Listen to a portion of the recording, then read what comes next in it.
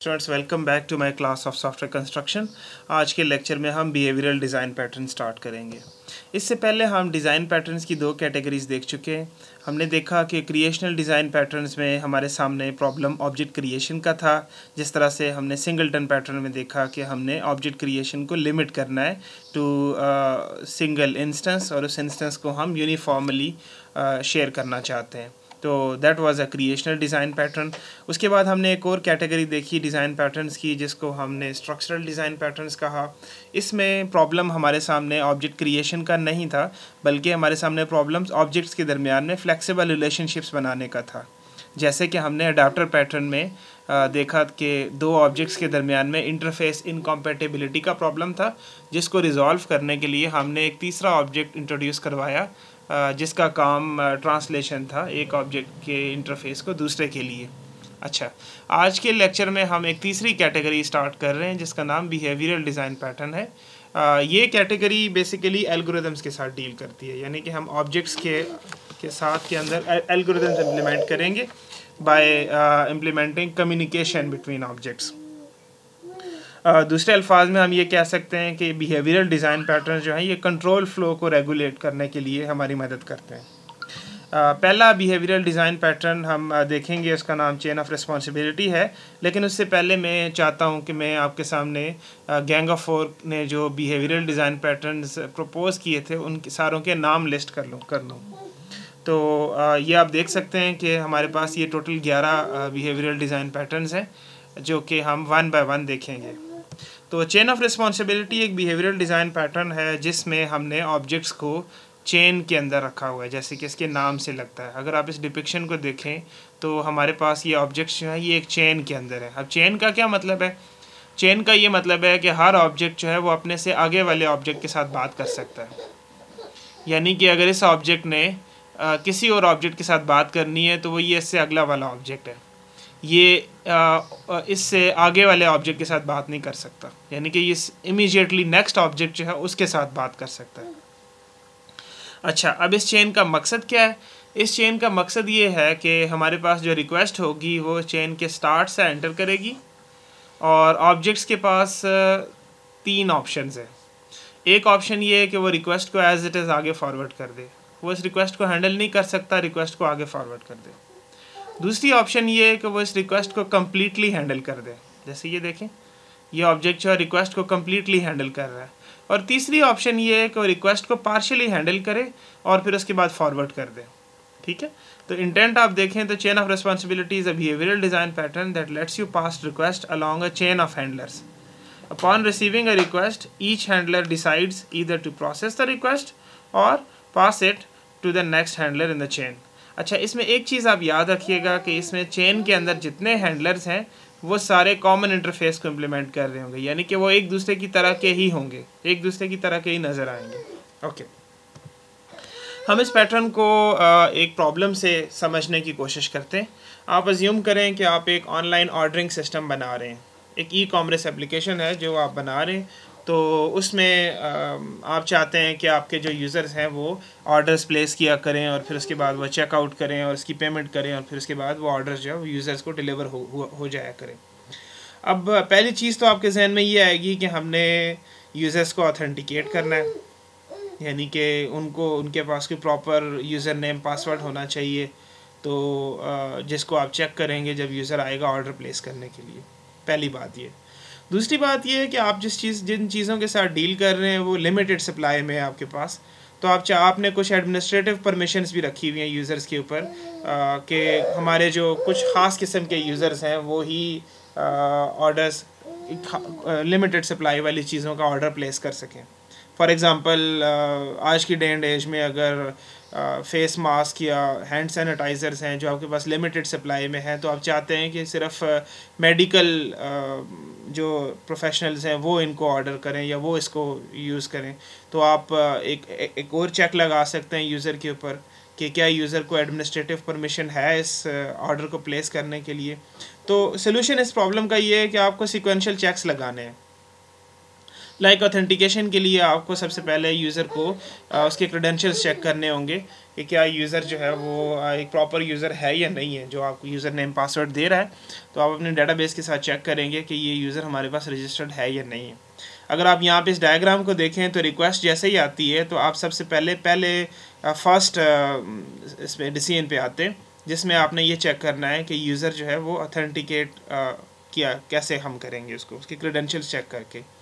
अगर तो यूज़र जो है वो उसका यूज़र नेम और पासवर्ड ठीक है तो फिर आप उसको आगे फॉरवर्ड कर देंगे, और अगर ऐसा नहीं है तो आप यहीं से इस यूज़र को फॉरवर्ड पासवर्ड पे या आप रजिस्टर पे साइन अप वाले पेज के ऊपर भेज देंगे।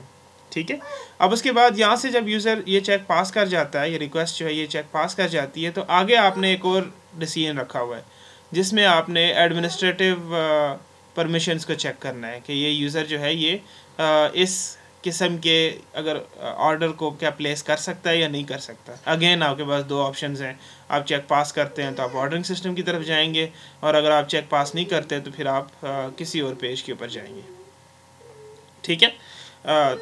अच्छा, अब आप अज्यूम करें कि आपने इन चेक्स को बढ़ा दिया है, लाइक आपने सिर्फ ऑथेंटिकेशन और ऑथराइजेशन नहीं की, आपका कोई दोस्त है वो आपको कहता है कि डाटा जो है वो आप डायरेक्ट ऑर्डरिंग सिस्टम पे ना भेजें, आप डाटा को पहले चेक किया करें कि इसमें कोई नल पैरामीटर्स तो नहीं है, इसमें कोई और इस तरह की इनपुट तो नहीं है जिसकी वजह से ऑर्डरिंग सिस्टम जो है वो ख़राब हो सकता है। जैसे हम क्लाइंट साइड पे वैलिडेशन करते हैं तो आप साथ चाहते हैं कि आप सर्वर साइड पे भी उस वैलिडेशन को क्रॉस वेरीफाई करें, तो आपको एक और चेक लगाना पड़ेगा वैलिडेशन का।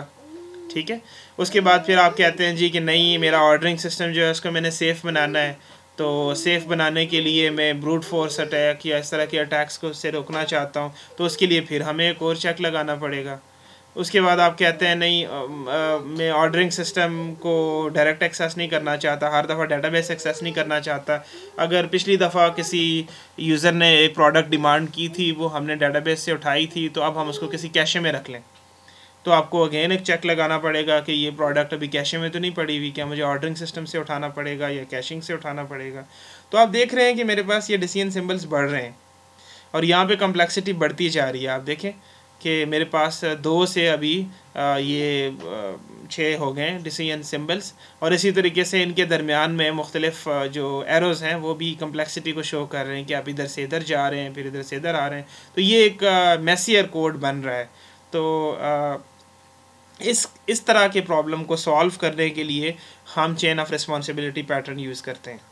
अच्छा, चेन ऑफ रिस्पॉन्सिबिलिटी का कोर आइडिया ये है कि हमारे पास बहुत सारे हैंडलर्स होते हैं, हर हैंडलर की अपनी एक रिस्पॉन्सिबिलिटी होती है और वो हैंडलर्स एक दूसरे से इंडिपेंडेंट होते हैं। लाइक ये वाला हैंडलर है, ये इससे इंडिपेंडेंट है कि अगला हैंडलर क्या कर रहा है, एंड सो ऑन। ठीक है। अच्छा, ये हैंडलर जो है ये सारे एक ही इंटरफेस को इम्प्लीमेंट करते हैं। इसका क्या मतलब है? इसका ये मतलब है कि हर हैंडलर के अंदर एक हैंडल का मेथड होगा जिसके अंदर आप request as a parameter pass करेंगे और वो उस रिक्वेस्ट के साथ कुछ करेगा। वो उस रिक्वेस्ट को प्रोसेस कर सकता है फुल्ली या पार्शली, और उसके बाद वो उस रिक्वेस्ट को सिर्फ़ और सिर्फ अपने से आगे वाले हैंडलर की तरफ भेज सकता है। बस अगर रिक्वेस्ट वो समझता है कि वो प्रोसेस हो गई है तो यहाँ से बाहर निकलेगी। ठीक है। और अगर आप समझते हैं कि रिक्वेस्ट को आगे भेजना है तो सिर्फ वो उससे अपने से जो इमीडिएट नेक्स्ट हैंडलर है सिर्फ उसकी तरफ फॉरवर्ड कर सकता है। यानी कि ये वाला हैंडलर इस एक हैंडलर स्किप करके आगे नहीं जा सकता, इसके साथ बात नहीं कर सकता। आप जानते हैं कि सॉफ्टवेयर डिज़ाइन के अंदर जितनी हम कपलिंग कम करते हैं उतनी कम्प्लेक्सिटी कम होती है, उतनी जो है वो मैसियरनेस कोड की जो है मैसीनेस वो कम होती है। तो यहाँ पे हम यही करने की कोशिश कर रहे हैं कि हम हैंडलर्स को डीकपल कर रहे हैं, यानी कि ये हैंडलर सिर्फ अपने से आगे वाले हैंडलर को जानता है, ये अपने से पीछे वाले हैंडलर को भी नहीं जानता। ठीक है। उसके पास कहीं ना कहीं से वो रिक्वेस्ट आ जाती है एंड दैट्स इट, उसने उस रिक्वेस्ट के साथ प्रोसेसिंग करनी है और सिर्फ अपने से आगे वाले हैंडलर को फॉरवर्ड करना है। ठीक हो गया जी। तो कोर आइडिया इसका ये है कि हैंडलर्स हैं और वो हैंडलर्स एक चेन के अंदर हैं और हर हैंडलर जो है उसके अंदर एक कॉमन मेथड है हैंडल का। उस मेथड के अंदर ये डिसाइड करना है कि हमने रिक्वेस्ट को हैंडल करना है, अगर करना है तो फिर किस हद तक करना है, और उसके बाद क्या रिक्वेस्ट को आगे फॉरवर्ड करना है या नहीं करना। ये रियल लाइफ में भी आपने देखा होगा ये वाली कोर आइडिया कि अगर आप कहीं पे आपने कोई हार्डवेयर ख़रीदा और उस हार्डवेयर के अंदर कोई मसला है तो सबसे पहले तो जब आप कॉल करते हैं तो आपके पास एक कॉल रिस्पॉन्डर सिस्टम होता है जिसमें वो कहते हैं जी press 1 for doing this, press 2 for doing this. तो ये आप समझ सकते हैं कि ये एक हैंडलर है कि जहाँ पे आपकी चीज़ें जो हैं वो जो आपकी रिक्वेस्ट है वो मुख्तलिफ हैंडलर्स की तरफ फॉरवर्ड की जा रही हैं। आप अगर यहाँ पे कॉल सेंटर में अगर 20 लोग बैठे हैं तो आपकी जो रिक्वेस्ट है वो आपने जो प्रेस किया है उसके मुताबिक स्पेसिफिक जो आपका एम्प्लॉय है उसकी तरफ फॉरवर्ड की जाएगी। और यहाँ पे फिर वो आपसे पूछेगा जी have you try turning it off and on again और समथिंग लाइक दैट, कोई और सवाल पूछेगा और इसकी बेस के ऊपर वो ये फैसला करेगा कि क्या उस रिक्वेस्ट को खुद हैंडल कर पाएगा या वो उस रिक्वेस्ट को फिर आगे किसी और की तरफ फॉरवर्ड करना है। तो आप देखें ये आखिर में एक साहब बैठे जो कि आपको ये कह रहे हैं कि आप ब्राउज़र आप डाउनलोड कर लें, कोई ड्राइवर्स डाउनलोड कर लें। तो डायरेक्ट आप इसके साथ बात नहीं कर सकते, आपको इस कॉल सेंटर एम्प्लॉय के ज़रिए से बात करनी है, ठीक है।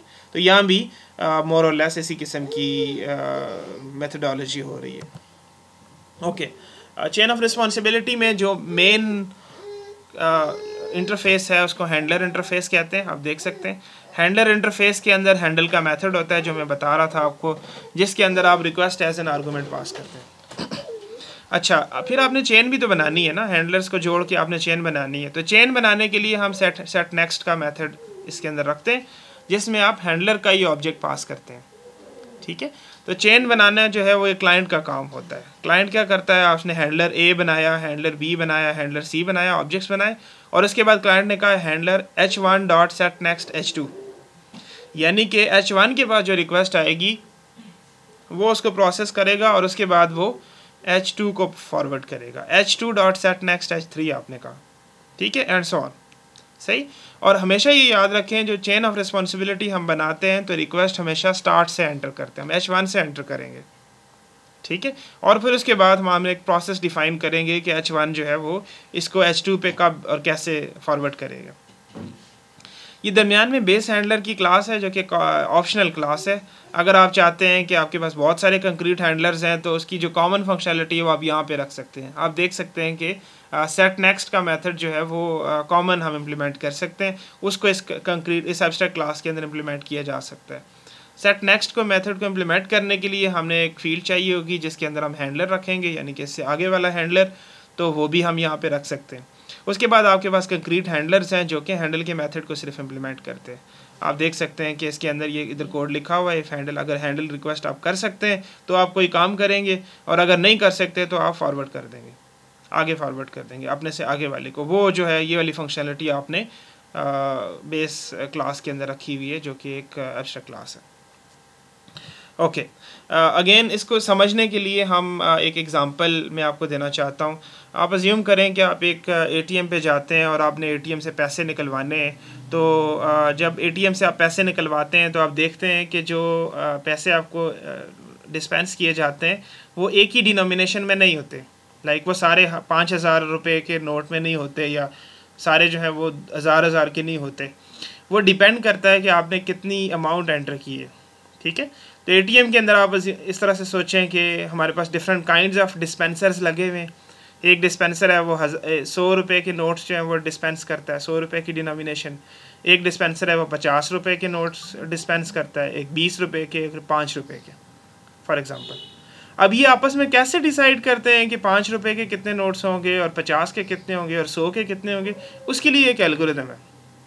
एल्गोरिदम यहाँ पे स्लाइड में आपको मैं दिखा रहा हूँ कि सबसे पहले हर डिस्पेंसर ये फैसला करता है कि क्या मैं ये जो अमाउंट अभी मैंने डिस्पेंस करनी है क्या मैं ये कर भी सकता हूँ या नहीं कर सकता, ठीक है। तो जब आपको अमाउंट मिलती है तो ये चेक करता है कि मेरी वर्थ से ज़्यादा है। लाइक अगर 1,000 रुपये की अमाउंट आप डिस्पेंस करना चाह रहे हैं तो वो 100 रुपये का डिस्पेंसर हैंडल कर सकता है क्योंकि 1,000 जो है वो 100 से ज़्यादा है। अगर ऐसा है तो वो 2 काम करता है डिस्पेंसर। पहला काम वो ये करता है कि वो इंटीजर डिवीजन करता है अमाउंट की और वर्थ की। अब 1,000 रुपये आपने डिस्पेंस करने 100 रुपये के नोट्स में, तो आपको कैसे पता चलेगा जी 10 नोट्स होंगे? आप 1,000 को 100 से डिवाइड करेंगे, सिंपल। तो इससे आपके पास क्वोशंट आ जाएगा, ठीक है। अच्छा, उसके बाद फिर आप एक रिमाइंडर भी निकालते हैं। ज़रूरी नहीं है कि हर बंदा 1,000 ही रुपया निकाले, कोई बंदा जो है वो 1,010 रुपये भी निकाल सकता है।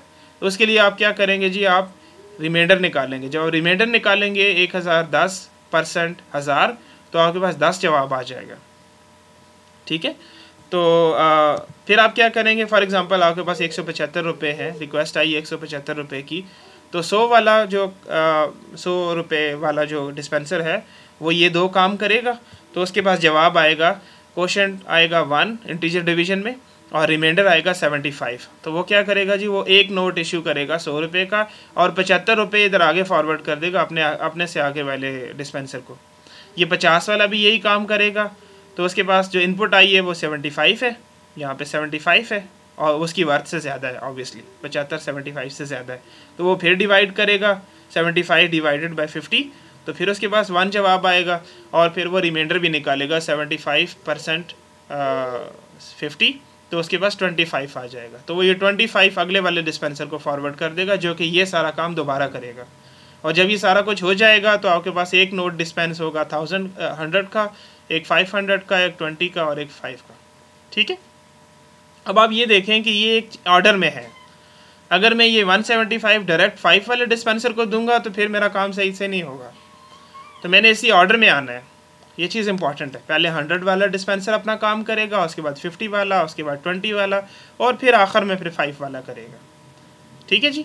अच्छा, इसमें एक और चीज़ भी है, अगर कोई 176 रुपये मांग रहा है तो फिर वो हम ये प्रोसेस नहीं कर सकते, ये चीज़ हम प्रोसेस नहीं कर सकते क्योंकि हमारे पास 1 रुपये वाला डिस्पेंसर नहीं है। ठीक है, तो ये भी एक यूज़ केस हो सकता है। ओके, इस एग्ज़ाम्पल को इम्प्लीमेंट करने के लिए मैंने ये क्लास डायग्राम बनाई है। आप देख सकते हैं कि हैंडलर का इंटरफेस है मेरे पास, जिसके अंदर 2 मेथड्स हैं, एक सेट नेक्स्ट का मेथड है जो कि चेन बनाने के लिए मुझे चाहिए, और एक डिस्पेंस का मेथड है, ये वही हैंडल का मेथड है जो कि मैंने इसको यहाँ पे डिस्पेंस कह दिया है। ये जो है इसके पास एक आर्गूमेंट आता है, एक ऑब्जेक्ट आता है जिसका नाम करेंसी है, करेंसी की क्लास यहाँ पे बनी हुई है, बहुत सिंपल सी क्लास है। इसके अंदर एक अमाउंट की फील्ड है और एक गेटर मेथड है जो कि ये अमाउंट हमें वापस रिटर्न करता है। अच्छा, मेरे पास बहुत सारे हैंडलर्स नहीं है, मेरे पास बस एक ही हैंडलर है रुपीज़ डिस्पेंसर का के नाम से, इसलिए मैंने वो जो ऑप्शनल स्टेप था दरमियान में एब्स्ट्रैक्ट क्लास रखने वाला वो मैंने नहीं किया। तो मैंने सिंपली यहाँ पे रुपीज़ डिस्पेंसर की क्लास बनानी है जिसके अंदर एक वर्थ का मेथड हो, वर्थ की फील्ड होगी कि ये 5000 का डिस्पेंसर है या 1000 का डिस्पेंसर है या 500 का डिस्पेंसर है। ठीक है, जैसे कि हमारे यहाँ ATM मशीन्स के अंदर होता है। इसके अंदर आप देखें कि इसने ये दोनों मेथड्स जो कि यहाँ से इसको मिले इनको इसने इम्प्लीमेंट करना है।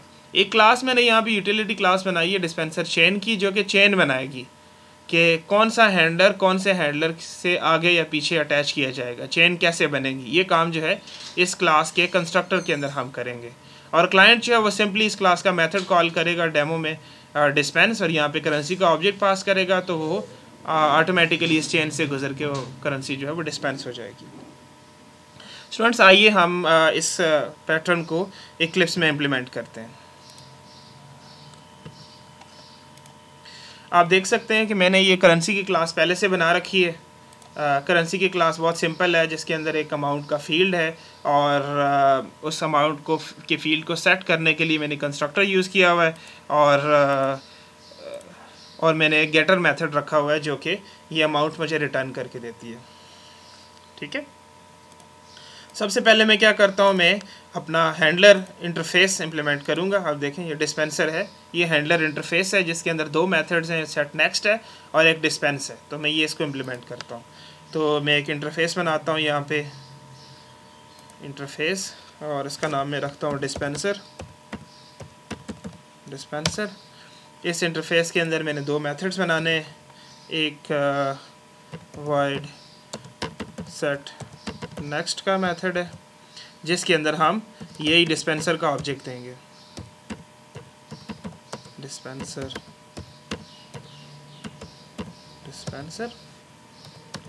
और एक हम और मेथड बनाएंगे void डिस्पेंस का, जिसके अंदर करेंसी का ऑब्जेक्ट हम पास करेंगे। गुड जी। अब मैं अपनी क्लास डायग्राम पे वापस जाऊं तो आप देख सकते हैं कि मैंने एक रुपीज़ डिस्पेंसर की क्लास बनानी है जो कि डिस्पेंसर के इंटरफेस को इम्प्लीमेंट करेगी। तो हम ये बनाते हैं, मैं एक रुपीज़ डिस्पेंसर की क्लास बनाता हूं।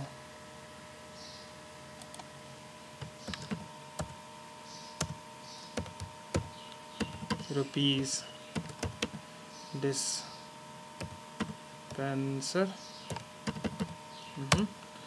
और ये जो है ये डिस्पेंसर इंटरफेस को इम्प्लीमेंट करेगी। ठीक है जी, तो इसके नतीजे में इसको अनइम्प्लीमेंटेड मेथड्स को इम्प्लीमेंट करना होगा। ठीक है जी। अच्छा,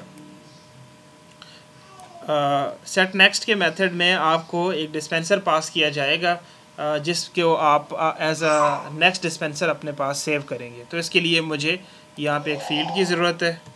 मैं कहता हूँ जी प्राइवेट डिस्पेंसर और इसका नाम मैं नेक्स्ट रख रहा हूँ। ठीक है, इसको आप यहाँ पे सेट करेंगे, this dot next is equals to dispenser. अच्छा, इस नेक्स्ट को मैं 1 मिनट के लिए नल कर रहा हूँ। ये मैं नीचे डिस्पेंस के मेथड में मुझे ये इन्फॉर्मेशन चाहिए होगी कि क्या नेक्स्ट डिस्पेंसर अवेलेबल है या नहीं है। ये करंट हैंडलर जो है ये किसी और हैंडलर को फॉरवर्ड कर सकता है रिक्वेस्ट या नहीं कर सकता। ठीक है, ऐसा तब होगा जब आपके पास चेन का आखिर आ जाएगा, चेन के आखिर में आप पहुंच जाएंगे, तो फिर उस चेन में आगे कोई डिस्पेंसर नहीं होगा। जैसे कि आप यहाँ पे देख सकते हैं कि अब 5 रुपये से आगे कोई डिस्पेंसर नहीं है, तो फिर इसका नेक्स्ट जो है वो नल होगा। 100 रुपये का नेक्स्ट जो है वो 50 वाला होगा, 50 का नेक्स्ट जो है वो 20 वाला होगा, 20 का नेक्स्ट जो है वो 5 वाला होगा और 5 का नेक्स्ट नल होगा। ठीक है, यानी कि इस पे फिर सेट नेक्स्ट का मेथड कॉल नहीं किया गया होगा जब हमने चेन बनाई होगी। सही है जी। रुपीज़ डिस्पेंसर के अंदर मुझे एक वर्थ की फील्ड भी चाहिए जिसमें मैं रखूँगा कि इस डिस्पेंसर की वर्थ क्या है, तो मैं वो भी बना देता हूँ, प्राइवेट इंटीजर वर्थ। अच्छा, इस वर्थ को मैं कंस्ट्रक्टर पे सेट करना चाहता हूँ, तो मैं कंस्ट्रक्टर बना लेता हूँ, सोर्स कंस्ट्रक्टर, नेक्स्ट नहीं, सिर्फ वर्थ। तो ये मैंने इस ऊपर की ज़रूरत नहीं है क्योंकि इससे ऊपर कोई क्लास नहीं है। ठीक है जी। अब मेरे पास रह गया मेथड डिस्पेंस का। डिस्पेंस का मेथड जो है, चूँकि ये एक बिहेवियरल पैटर्न है, इसलिए डिस्पेंस का मेथड इस एल्गोरिदम को इम्प्लीमेंट करेगा जो कि मैंने आपको स्लाइड में दिखाया, ये वाला एल्गोरिदम। ठीक है, इसने सबसे पहले ये चेक करना है कि क्या मैं अमाउंट को, जो मेरे पास अमाउंट आई है उस अमाउंट को क्या मैं डिस्पेंस कर सकता हूँ। वो कैसे चेक करेगा, वो उसके पास जो वर्थ की फील्ड है उस वर्थ की फील्ड के साथ कंपेयर करके। अगर वो ये कर सकता है तो वो क्या करेगा, उसके अंदर फिर ये 2 स्टेप्स होंगे, एक का इंटीजर डिवीजन का जिससे पता चलेगा कि कितने नोट्स इसने डिस्पेंस करने, और एक रिमाइंडर का जिससे ये पता चलेगा कि क्या अगर रिमाइंडर 0 हो गया है तो उसका ये मतलब है कि जो करंट रिक्वेस्ट है वो फुली प्रोसेस हो गई है, और अगर रिमाइंडर 0 नहीं हो गया तो ये अपने से नेक्स्ट वाले को ये रिक्वेस्ट फॉरवर्ड करेगा। ठीक है, और अगर वर्थ छोटी है उससे, लाइक आपने 100 वाले को से 90 रुपये डिस्पेंस करने को कह दिया है, तो वो एज इट इज़ उस रिक्वेस्ट को आगे फॉरवर्ड कर देगा। ठीक है, तो ये एल्गोरिदम है जिसको हम डिस्पेंस के मेथड के अंदर इम्प्लीमेंट करेंगे। ओके, तो सबसे पहले मैं यहाँ पे एक इफ़ की कंडीशन लिखता हूँ कि जो मेरे पास करेंसी आई है, करेंसी डॉट गेट अमाउंट,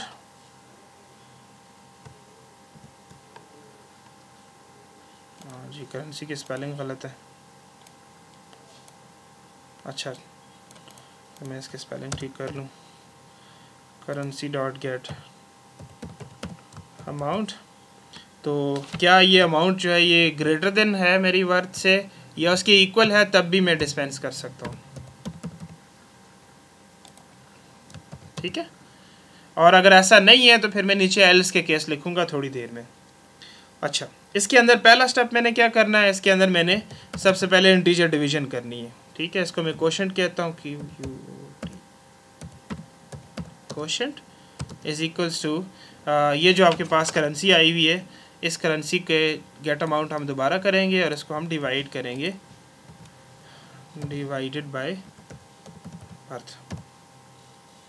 ठीक है जी, और दूसरी चीज़ हमें यहाँ पे रिमाइंडर चाहिए होगा, रिमाइंडर, जिसमें हम यही करेंगे, सिर्फ हम रिमाइंडर ऑपरेटर यूज़ करेंगे। इसको मैं कॉपी कर लेता हूँ यहाँ से, और यहाँ पे मैं रिमाइंडर ऑपरेटर यूज़ कर लेता हूँ। ठीक है जी, अच्छा, अब अगर आपके पास ये क्वेश्चन जो है वो रिमाइंडर क्वेश्चन में कोई वैल्यू आई है, जो कि आएगी क्योंकि आपने वर्थ से यहाँ पे ऊपर चेक किया हुआ है greater than equal to worth है या नहीं है, तो ये क्वेश्चन के अंदर वैल्यू आएगी। तो इतने पैसे आपने, इतने नोट्स जो हैं वो डिस्पेंस करने हैं। तो मैं यहाँ पे एक सिस्टम आउट की स्टेटमेंट लिखता हूँ, जिसमें मैं लिखता हूँ कि मैं इतने पैसे डिस्पेंस कर रहा हूँ। क्वेश्चन जो जितने पैसे डिफाइंड है उतने पैसे हमें डिस्पेंस कर रहा हूँ। ठीक है, तो मैं यहाँ पे लिखता हूँ जी डिस्पेंसिंग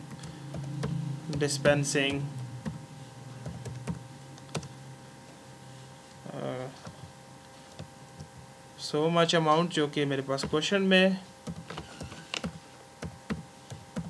क्वेश्चन, और ये मैं कैसे डिस्पेंसिंग जो है वो इसमें मैं लिखूँगा कि क्वेश्चन, और ये कैसे नोट, कितने नोट्स में मैं किस डिनोमिनेशन में डिस्पेंस कर रहा हूँ, ये फिर मेरी वर्थ होगी। यानी कि अगर मैं 100 रुपये के नोट में, मेरी 100 रुपये का डिस्पेंसर है और इसको अमाउंट पास हुई है 900 रुपये, तो ये 9 नोट जो है ये 100 रुपये के डिस्पेंस कर रहा है। तो मैं यहाँ पे लिखूँगा कि जी डिस्पेंसिंग क्वोशंट और प्लस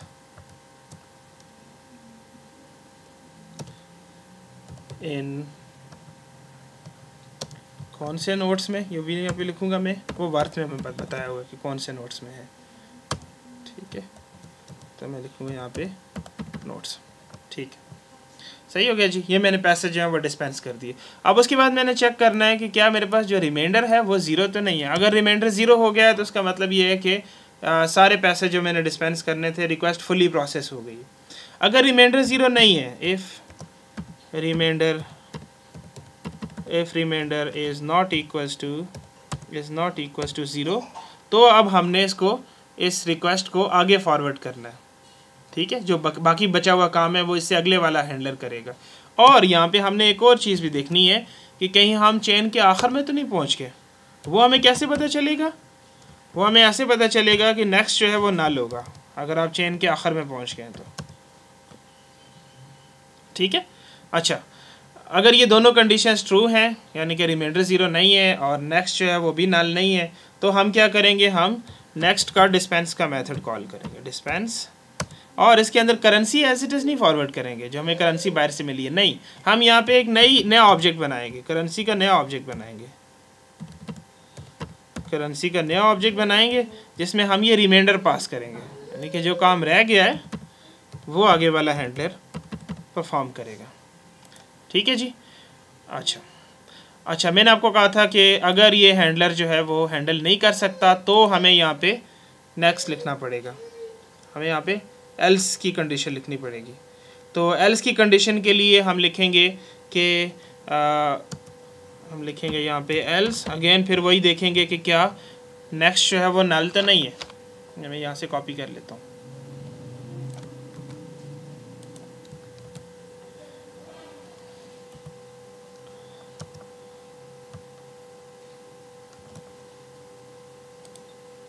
नेक्स्ट जो है वो नल तो नहीं है। अगर नेक्स्ट नल है तो इसका ये मतलब है कि मैं आगे फॉरवर्ड नहीं कर सकता। ठीक है, तो नेक्स्ट अगर नल नहीं है तो मैंने क्या करना है, मैंने यहाँ पे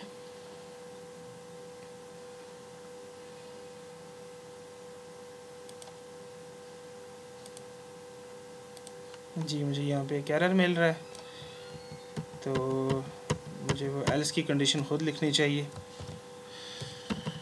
next is not equals to null, तो उस सूरत में हम क्या करेंगे कि हम नेक्स्ट डॉट डिस्पेंस करेंगे, जो कि हमें करेंसी बाहर से मिली है वो हम एज इट इज़ आगे डिस्पेंस कर देंगे। ठीक है, ओके, सही। अच्छा, अब इसमें एक कंडीशन अभी भी रहती है, कि हम चेन के आखिर में तो नहीं पहुंच गए, यानी कि हमारे पास अगर चेन के हम आखिर में पहुंच गए हैं और फिर अभी भी हमारे पास कुछ वैल्यू रहती है, यानी कि ये वाली कंडीशन ट्रू नहीं है और हम चेन के आखिर में पहुंच गए, तो उस सूरत में हम कहेंगे कि अब ये रिक्वेस्ट प्रोसेस नहीं हो सकती। ठीक है, गुड। यहाँ पे मैं एक सिस्टम आउट की स्टेटमेंट लिखता हूँ। तो मैं कहता हूँ कि जो पैसे आप कह रहे हैं अभी करेंसी डॉट गेट अमाउंट, ये प्रोसेस नहीं हो सकती, ठीक है, करेंसी डॉट गेट अमाउंट और कैन नॉट बी प्रोसेस्ड।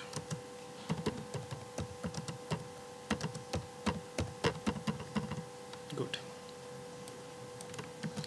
जी, ये मेरी क्लास कंप्लीट हो गई। आप देखें ये वाली दोनों क्लासेस कंप्लीट हो गई। अब मैंने एक डिस्पेंसर चेन की क्लास लिखनी है जिसके अंदर मैंने एक चेन बनानी है, ठीक है जी। तो मैं डिस्पेंसर चेन की क्लास लिखता हूँ यहाँ पे, न्यू क्लास डिस्पेंसर चेन। इसके अंदर मैं एक कंस्ट्रक्टर बनाता हूँ, डिस्पेंसर चेन। हमारे यहाँ बैंक्स में 3 तरह के डिस्पेंसर्स होते हैं, एटीएम्स के अंदर 3 तरह के डिस्पेंसर्स होते हैं। सबसे बड़ा डिस्पेंसर जो है वो 5000 का होता है, जो कि 5000 का नोट डिस्पेंस करता है। उसके बाद फिर हमारे पास एक 1000 वाला डिस्पेंसर होता है, और उसके बाद फिर हमारे पास एक 500 वाला डिस्पेंसर होता है। तो मुझे 3 डिस्पेंसर्स चाहिए, तो मैं रुपी डिस्पेंसर के 3 ऑब्जेक्ट्स बनाऊँगा, ठीक है। तो मैं डिस्पेंसर का ही ऑब्जेक्ट बना लेता हूँ, dispenser D1 is equals to new rupees dispenser, जिसकी वर्थ जो है वो 5000 है।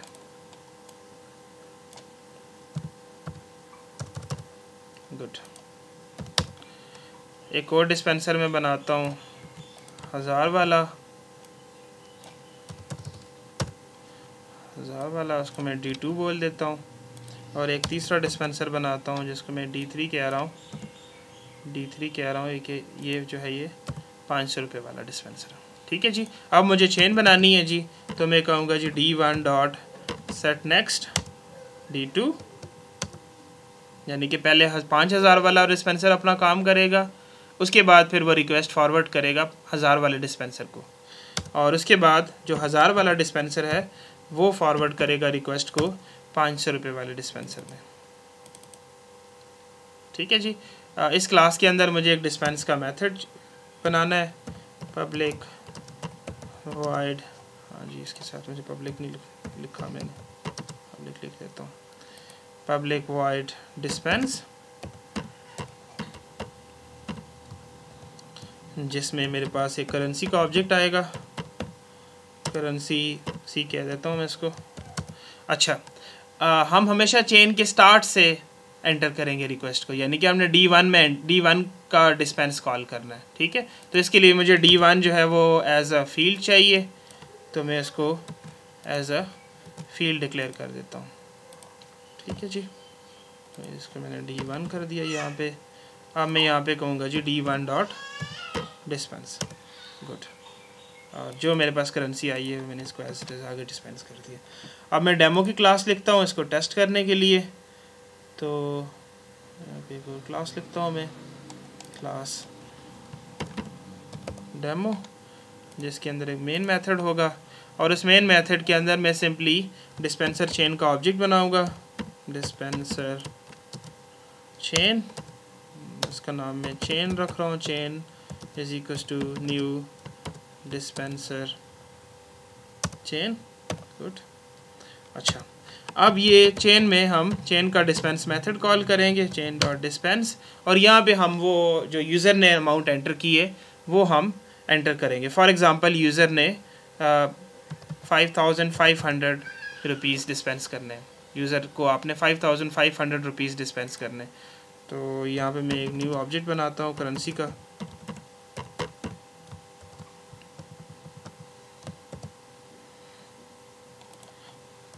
ठीक है जी, सही हो गया। अब हम इसको चलाते हैं, तो हम एक्सपेक्ट कर रहे हैं कि एक 5000 का नोट डिस्पेंस होगा और एक 500 का नोट डिस्पेंस होगा। लेट्स सी, मैं इसको चलाता हूँ, तो आप देखें कि मेरे पास बिल्कुल ऐसे ही काम हो रहा है, एक 5000 का नोट डिस्पेंस हो रहा है और एक 500 का नोट डिस्पेंस हो रहा है। ये जो पहली लाइन लिखी हुई है ये 5000 वाले डिस्पेंसर ने लिखी है, और ये 500 वाले डिस्पेंसर ने लिखी है। आप देख सकते हैं कि 1000 वाले डिस्पेंसर ने कुछ भी नहीं किया, क्योंकि 1000 वाले के पास 500 एज एन आर्गूमेंट आया था और वो उसकी बात से कम था, इसलिए उसने सिंपली इसको 500 वाले को फॉरवर्ड कर दिया। ठीक है। अच्छा, अब हम एक और यूज़ केस रखते हैं जिसमें हम फॉर एग्ज़ाम्पल 2500 डिस्पेंस करना चाह रहे हैं। तो आप देखेंगे कि अब 5000 वाला जो है वो कुछ नहीं करेगा। देखें, मैं इसको चलाता हूँ तो 5000 वाला कुछ भी नहीं कर रहा, उसने 2500 एज इट इज़ आगे फॉरवर्ड कर दिए। तो 1000 वाले ने उसमें से देखा कि मैं 2 नोट्स डिस्पेंस कर सकता हूँ, उसके बाद उसने 500 आगे फॉरवर्ड किए। ठीक है। अब हम एक ऐसी इनपुट देते हैं जो कि बिल्कुल डिस्पेंस ही नहीं हो सकती। फॉर एग्ज़ाम्पल मैं इनको कहता हूँ कि 100 रुपये आप डिस्पेंस कर दो। अब इसमें क्या होगा, इसमें ये होगा कि ये जो मेरे पास रुपीज़ डिस्पेंसर है, इसका ये एल्स वाला केस, ये वाला केस चलेगा कि this amount can not be processed. ठीक है। तो मैं इसको चलाता हूँ तो आप देखें कि 100 कैन नॉट बी प्रोसेस्ड। अब इसमें हुआ क्या है, इसमें ये हुआ है कि 5000 वाले के पास जब वैल्यू आई तो उसकी वर्थ से ये ज़्यादा था। आप देखें, ये उसकी वर्थ से ज़्यादा था और उससे आगे वाला जो है उसने क्या किया, उसने आगे फॉरवर्ड कर दिया। जिससे आगे वाला जो है वो नल नहीं है तो उसने आगे फॉरवर्ड कर दिया। अब 1000 वाले के पास आएगा 100 उसकी वर्थ से भी कम है, उसकी वर्थ से भी कम है, तो वो भी नहीं प्रोसेस कर सकता, वो भी आगे फॉरवर्ड कर देगा। उसके बाद आगे 500 वाला है, 500 वाला भी प्रोसेस नहीं कर सकता। लेकिन 500 वाले के केस में नेक्स्ट जो है वो नल होगा, तो ये वाला एल्स इफ नहीं चलेगा, वो इधर आएगा, एल्स में आएगा। तो एल्स में हमने कहा हुआ है कि हम चेन के आखिर में पहुंच गए और अभी तक रिक्वेस्ट जो है वो प्रोसेस नहीं हुई, तो रिक्वेस्ट को हम कहेंगे कि जी it can not be processed. ठीक है जी। अच्छा, तो स्टूडेंट्स आपका ये होमवर्क है, आपने इस तरह से करना है कि आपने डिफरेंट फाइल टाइप्स हैं आपके पास PDF फाइल है, आपके पास MP3 फाइल है, आपके पास टेक्स्ट फाइल है और डॉक फाइल है। 4 किस्म की आपके पास फाइल्स हैं। तो 4 किस्म की फ़ाइल्स के लिए आपने 4 किस्म के प्रोग्राम्स आप नॉर्मली इंस्टॉल करते हैं अपने मशीन के ऊपर। ठीक है। तो इस काम को हम चेन ऑफ रिस्पॉन्सिबिलिटी से करने की कोशिश करेंगे। हमने फ़ाइल का एक ऑब्जेक्ट बनाना है और फाइल की एक क्लास डिक्लेयर की हुई है जिसके अंदर हमने नेम है, पाथ है और उसके बाद इसके गेटर्स हैं। फ़ाइल टाइप की एक enum है जो कि वही फ़ाइल टाइप्स हैं जो मैं बात कर रहा था, टेक्स्ट, डॉक, PDF, MP3। और यहाँ पे जिफ जो है वो एक एक्स्ट्रा है, अभी थोड़ी देर में देखते हैं इसका क्या मकसद है। हैंडलर का इंटरफेस आप बनाएंगे जिसके अंदर वही 2 मेथड्स होंगे। सेट नेक्स्ट का मेथड होगा जो कि चेन बनाने में मदद देगा और हमारे पास एक हैंडल का मेथड होगा जो कि फ़ाइल का ऑब्जेक्ट लेगा और उसको प्रोसेस करेगा, फ़ाइल को प्रोसेस करेगा। ठीक है। गेट नेम का मेथड हमने इसके अलावा रखा हुआ है कि जो हमारा प्रोग्राम है उस प्रोग्राम का क्या नाम है। ठीक है जी। यहाँ पे चूँकि मेरे पास बहुत सारे टाइप्स ऑफ हैंडलर्स हैं इसलिए मुझे बेस हैंडलर की ज़रूरत है। बेस हैंडलर के अंदर हम एक तो नेम का फील्ड रखेंगे और दूसरा हम एक नेक्स्ट का फील्ड रखेंगे। ये देखिए आप, नेक्स्ट का फील्ड हम रखेंगे और हम सेट नेक्स्ट का मेथड इधर ही इम्प्लीमेंट कर देंगे जिसके अंदर हमने इस नेक्स्ट फील्ड के अंदर जो हैंडलर हमें पास हो रहा है उसको हम यहाँ पे रख देंगे। अब बाकी बच गया हैंडल का मेथड। तो हैंडल का मेथड जो है वो नीचे हैंडलर्स के अंदर इम्प्लीमेंट होगा। ठीक है। उसके अंदर एक सिंपल एक प्रिंट आउट की स्टेटमेंट होगी कि so and so program has handled this type of code, this type of class, this type of file, I am sorry. अच्छा, ये आप आउटपुट देख सकते हैं। ये जो लेफ़्ट साइड पे रखा हुआ है ये आपने अपनी डेमो के अंदर मेन के अंदर कोड लिखना है। आपने क्या करना है, आपने ये देखें यहाँ पे 4 हैंडलर्स बने। टेक्स्ट हैंडलर बना है जिसका नाम मैंने नोटपैड रखा हुआ है, ये टेक्स्ट फाइल को हैंडल करता है। डॉक हैंडलर रखा है जिसका नाम जो है वो MS वर्ड है। PDF हैंडलर जो है वो उसका नाम अडोबी एक्रोबैट है। MP3 हैंडलर है जिसका नाम VLC मीडिया प्लेयर है। ठीक है। तो ये 4 हैंडलर्स हैं। उसके बाद यहाँ पे ये चेन इस्टेब्लिश हो रही है। आप देखें सबसे पहले जो है वो रिक्वेस्ट हमेशा फ़ाइल जो भी होगी वो टेक्स्ट हैंडलर के पास जाया करेगी। टेक्स्ट हैंडलर से आगे मैंने डॉक हैंडलर रखा है, डॉक हैंडलर से आगे मैंने PDF हैंडलर रखा है और PDF हैंडलर से आगे मैंने MP3 हैंडलर रखा है। ठीक है जी। अब मैंने फ़ाइल बनाई और फाइल जो है वो डॉक है, फाइल का टाइप जो है वो डॉक है। ठीक है। मैंने कहा कि हम हमेशा चेन के स्टार्ट से रिक्वेस्ट को एंटर करेंगे, तो आप हमेशा आप देखें कि टेक्स्ट हैंडलर डॉट हैंडल हमेशा कॉल होगा। ठीक है। तो अब यहाँ पे फाइल आप पास करेंगे। अब ये नोटपैड ++ तो इस फाइल को नहीं प्रोसेस कर सकता, तो वो क्या करेगा, वो आगे MS वर्ड को फॉरवर्ड कर देगा। अब MS वर्ड जो है वो इस फाइल को प्रोसेस करेगा एंड दैट्स इट, बात ख़त्म हो जाएगी। सही है जी। अच्छा, दूसरी किस्म की मैंने फ़ाइल बनाई वो PDF टाइप की है। तो इसमें क्या होगा, यही सारा काम होगा टेक्स्ट हैंडलर से वर्ड डॉक हैंडलर पे, डॉक हैंडलर से PDF हैंडलर पे, फिर वो उसको प्रोसेस करेगा। तीसरी फाइल जो है वो टेक्स्ट फाइल है, टेक्स्ट फाइल है तो उसको पहले ही लेवल पे प्रोसेस कर लेगा Notepad++। चौथी फाइल जो है वो MP3 है। अब MP3 हैंडलर जो है वो आखिर में, बिल्कुल आखिर में, तो आखिर तक जाएगा ये, ठीक है। अब यहाँ पे आउटपुट साथ साथ देख सकते हैं। पहली फाइल के केस में MS वर्ड ने उसको प्रोसेस किया, Notepad++ ने फॉरवर्ड किया वर्ड को। दूसरी फाइल में Notepad ने फॉरवर्ड किया Adobe Acrobat को, Acrobat ने फॉरवर्ड किया Notepad ने फॉरवर्ड किया Microsoft Word को, Microsoft Word ने Adobe Acrobat को, और Acrobat ने उसको प्रोसेस किया। तीसरी फाइल चूँकि टेक्स्ट फाइल है इसलिए Notepad ही उसको प्रोसेस कर देगा, बात ख़त्म हो गई। चौथी फाइल जो वो MP3 फाइल है, तो ये देखें आपके ये चेन से आप देखें ये आखिर में जाके ये MP3 के पास पहुँचेगी, तो MP3 उसको प्रोसेस करेगा, ठीक है। अच्छा, पांचवी फाइल मैंने जिप फाइल रखी हुई है ये यूज़ केस के लिए कि जहाँ पे कोई हैंडलर ही एग्जिस्ट नहीं करता। जिफ के लिए मेरे पास कोई हैंडलर नहीं है, आप देखिए 3 ही हैंडलर है, चौथा हैंडलर जिफ का नहीं है, ठीक है। तो उसमें क्या होगा जी, आप again text handler dot handle कहेंगे तो वो फॉरवर्ड करेगा MS वर्ड को, MS वर्ड जो है वो फॉरवर्ड करेगा Adobe Acrobat को, Acrobat जो है वो VLC को फॉरवर्ड करेगा। VLC से आगे कोई भी नहीं है, तो VLC के जो आखिरी जो डिफ़ॉल्ट कंडीशन है एल्स वाली वो अब एग्जीक्यूट होगी और वहाँ पे लिखा हुआ है फाइल नॉट सपोर्टेड, ठीक है जी। ये आपने होमवर्क करना है। आखिरी स्लाइड ये है कि हमने चेन ऑफ रिस्पॉन्सिबिलिटी जो है वो इम्प्लीमेंट कब करना है, कब अप्लाई करना है। तो ये उस वक्त अप्लाई हम करते हैं जिस वक्त हमारे पास सेवरल हैंडलर्स होते हैं और वो एक पर्टिकुलर ऑर्डर के अंदर एग्जीक्यूट किए जाते हैं, जैसे अभी आपने देखा, ठीक है। और दूसरी चीज़ इंपॉर्टेंट ये है कि उस हैंडलर्स का ऑर्डर जो है वो रन टाइम के ऊपर इस्टेब्लिश होगा। यानी कि आप इस स्लाइड पे वापस स्लाइड पे देखें, थोड़ी देर के लिए आप ये अज्यूम करें कि टेक्स्ट हैंडलर को हम आगे कर रहे हैं, डॉक को पीछे कर रहे हैं, हमें कोड के अंदर कुछ भी चेंज नहीं करनी, सिर्फ इस क्लाइंट के कोड के अंदर एक लाइन की चेंज होगी, ठीक है। तो अगर ऐसी ये 2 कंडीशंस हैं तो फिर आप चेन ऑफ रिस्पॉन्सिबिलिटी इम्प्लीमेंट कर सकते हैं। Thank you very much.